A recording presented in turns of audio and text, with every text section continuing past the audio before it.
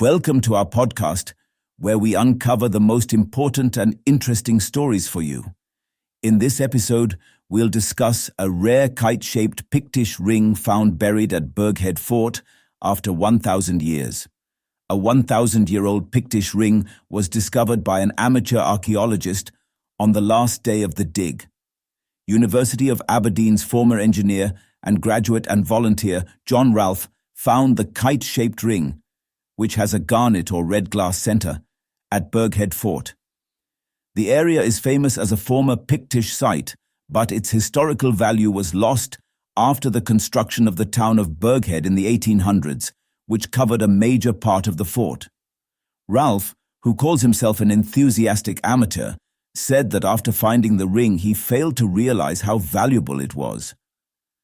Speaking about the rare discovery, Ralph said, "My sister still lives in Burghead, and it sounded interesting, so I thought, why not? I have now joined 3 different digs there, each for 2 weeks. I thoroughly enjoyed them all, but my initial enthusiasm for finds was somewhat dented by my knack of getting excited about shiny pebbles," he added. "I had found a few interesting items, including bone pins, and it was great being part of the team, which was the real draw. So, when I picked up a bit of earth from the final trench on the last day of excavations, I thought, here we go again."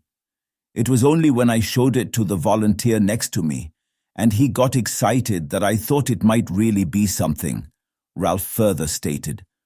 Gordon Noble, professor of archaeology at the University of Aberdeen, who headed the excavation work, which was funded by Historical Environment Scotland, called the discovery truly remarkable. John was digging and then came over and said, "Look what I've found." What he handed over was incredible, the professor said. Even before the conservation work, we could see it was something really exciting, as despite more than 1,000 years in the ground, we could see glints of the possible garnet setting, he added. There are very few Pictish rings which have ever been discovered, and those we do know about usually come from hoards, which were placed in the ground deliberately for safekeeping in some way, the professor stated. The National Museum of Scotland has received the ring and will now analyze the discovery.